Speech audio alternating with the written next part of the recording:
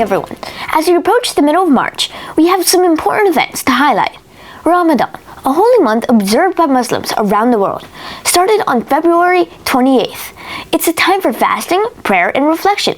Following that, as Easter approaches, so does Lent, a time when many Christians choose to give up something they like. Today, we're going to explore the traditions of Pancake Day, which happens the day before Lent. Let's go over to our reporter Chloe for more details. Thank you, Cooper. Pancake Day, also known as Shrove Tuesday, is a day when people traditionally make and eat pancakes. It marks the day before Lent, a period of fasting and reflection for many Christians. Historically, it was a way to use up rich ingredients like eggs, milk, and sugar before the fasting period. Lent is a 40-day period leading up to Easter, observed by many Christians around the world. It's a time for fasting, prayer, and giving up certain luxuries. This year, Lent began on March 5th. Now let's hear from some of you. What are you giving up for Lent? I plan on giving up pizza. What are you giving up for Lent?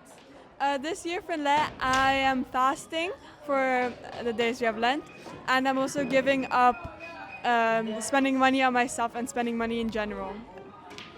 I don't celebrate Lent, or do Lent, but I'm fasting for Ramadan. So my friends and I are going to be doing like a complete fast from sunrise to sunset, as well as no meat on Fridays. Yeah.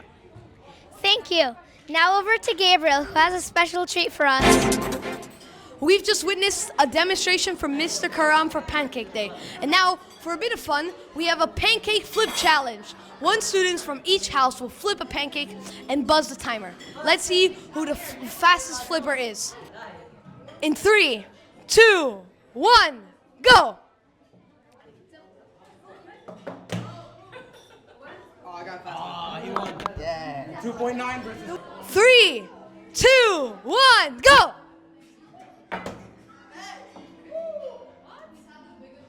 In 3, 2, 1, go!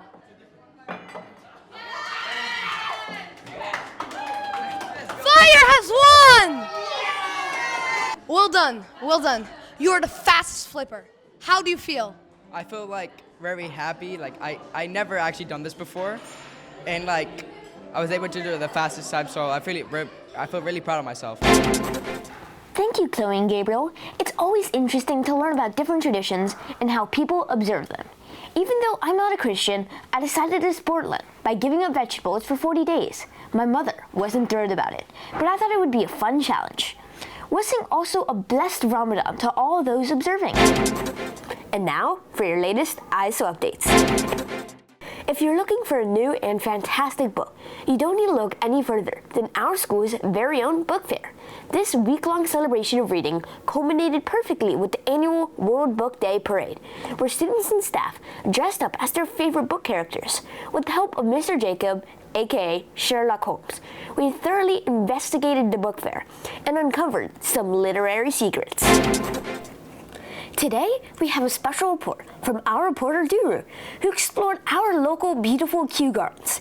This ties in perfectly with World Wildflower Day, established by the United Nations to celebrate and raise awareness for the world's wild animals and plants. Let's hear more from Duru. I'm here in the Kew Gardens exploring the different plants and species. As you can see, behind me there are beautiful geese. In World Wildlife Day, the United Nations and people across the world are celebrating wild animals and plants. Each species really has their own unique and own habitats. Last week, the girls' varsity team played at the annual ISSA basketball tournament, which took place right here in London this year. The team played valiantly and were able to clinch victory in many of their matches, finishing in position at the tournament. We've spoken to their team captain, Sophia. I'm here with the team captain, Sophia. Tell me about the ISSAs. It was co-hosted by 2 schools in London, and in the first day we won 2 out of the 3 games, and the game that we lost was against the team that ended up winning the whole thing, and we lost to them by 4 points. And on the second day, we won 1, lost 1, and on the last day, we won our game that made us 5th overall out of the 12 teams that competed. There's a lot of people who had never played, or it was their first year doing basketball ISSAs, and everyone played really well. I thought we had the best defense in the tournament, and I'm really proud of everyone and how they performed. As we say goodbye, we'd like to make sure you check out the Grade 12 Art Exhibition taking place next week at the DB College, and get ready for the upcoming Cherry Blossom Festival. Goodbye!